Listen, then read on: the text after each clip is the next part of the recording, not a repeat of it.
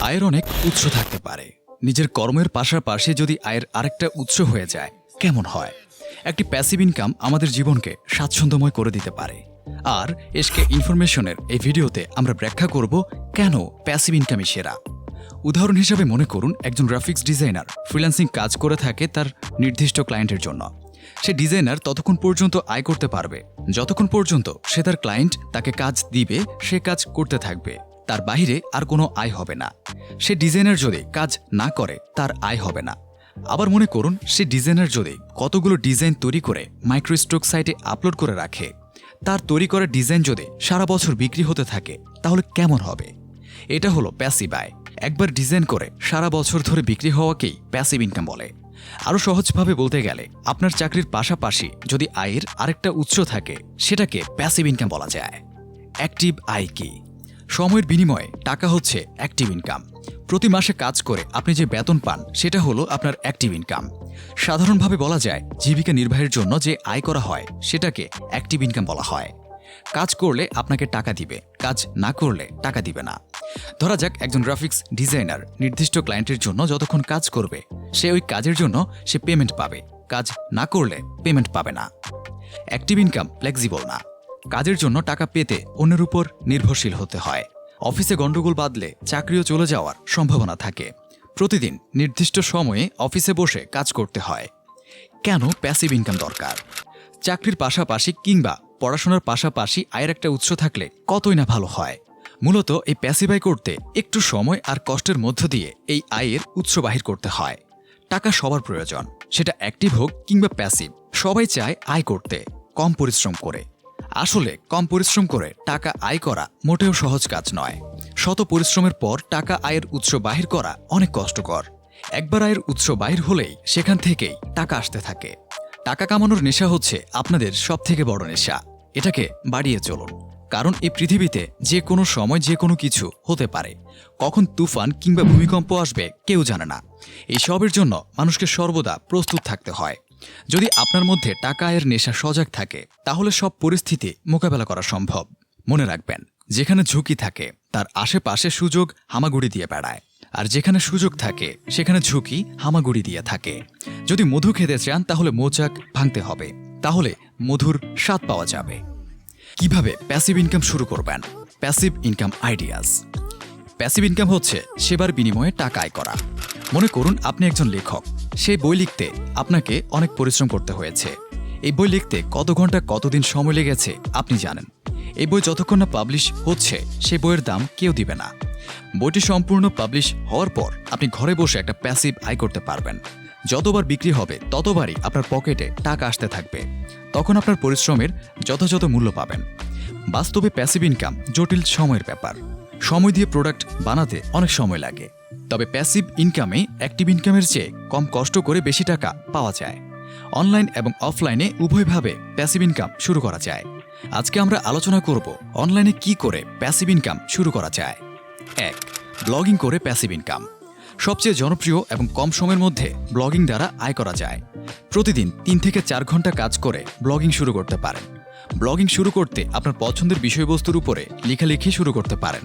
খাবারের রেসিপি হতে পারে, ক্যারিয়ার গাইড হতে পারে, ভ্রমণ হতে পারে, রেস্টুরেন্ট সম্পর্কে রিভিউ, আরও অনেকভাবে ব্লগিং শুরু করতে পারেন। 2021 সালে প্যাসিভ এবং অনলাইন আয়ের সবচেয়ে জনপ্রিয় মাধ্যম হল ব্লগিং। বাংলা এবং ইংরেজিতে উভয়ভাবে শুরু করা যেতে পারে। সামান্য কিছু ইনভেস্ট করে একটা ওয়েবসাইটের মাধ্যমে ব্লগিং শুরু করা যেতে পারে। যদি ব্লগিংয়ের উপর আইডিয়া না থাকে, লেখালেখি শুরু করে দিন। bian.quora.com-এ গিয়ে লেখালেখি করুন আপনার নিশ বা বিষয়বস্তুর উপর। অনেক আইডিয়া পাবেন আপনার বিষয়বস্তুর উপর। শুরু করুন ব্লগিং, এবং ব্লগিংয়ের চাহিদা দিন দিন বাড়ছে।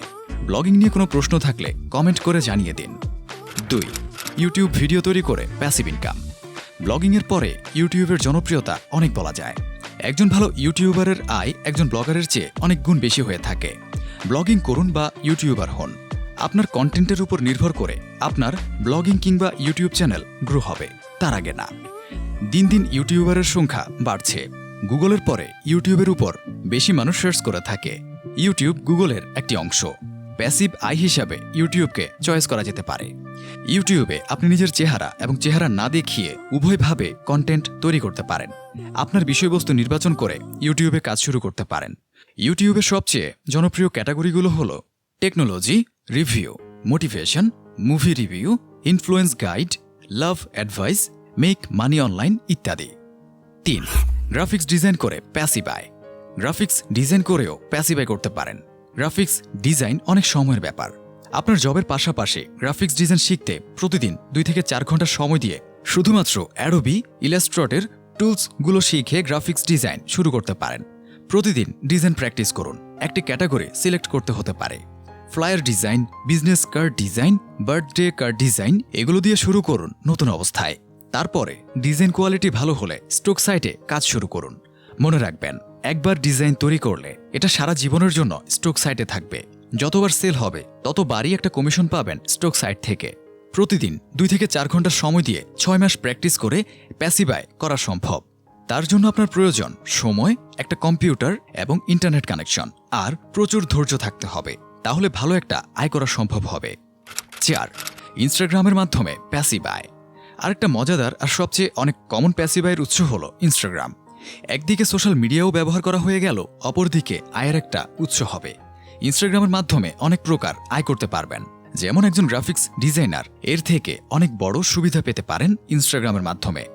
ভালো ভালো ক্লায়েন্ট পাওয়া যায় ইনস্টাগ্রামে। শুধু গ্রাফিক্স ডিজাইনারের কাছে এই সুযোগ না, বিভিন্ন সেক্টরে আয়ের সুযোগ রয়েছে।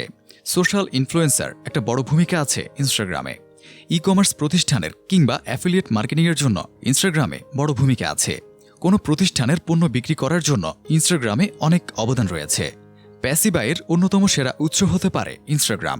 শুধুমাত্র 2 থেকে 4 ঘন্টা সময় দিয়ে সারা জীবনের মতো একটা আয়ের উৎস বাহির হবে। ইনস্টাগ্রাম ইনফ্লুয়েন্সার হিসাবে নিজের ক্যারিয়ার গড়ে তুলতে পারেন। ভালো চাহিদা আছে ভবিষ্যতে। 5. এসইওর মাধ্যমে প্যাসিভ আয়। সার্চ ইঞ্জিন অপটিমাইজেশন বা এসইও। সার্চ মানে হলো কোনো কিছু গুগলে সার্চ দিয়ে খুঁজে বাহির করাকে বোঝায়। মনে করুন আপনি গুগল সার্চ বারে প্যাসিভ ইনকাম 2021 সার্চ করলেন। এই পোস্টটি আপনার সামনে আসলো। এটাই একটা সার্চের ফলাফল।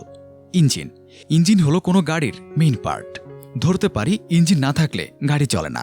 ঠিক অনলাইনে কিছু সার্চ করতে বা খুঁজতে একটা মাধ্যমের প্রয়োজন হয়। এটাকে সার্চ ইঞ্জিন বলা হয়।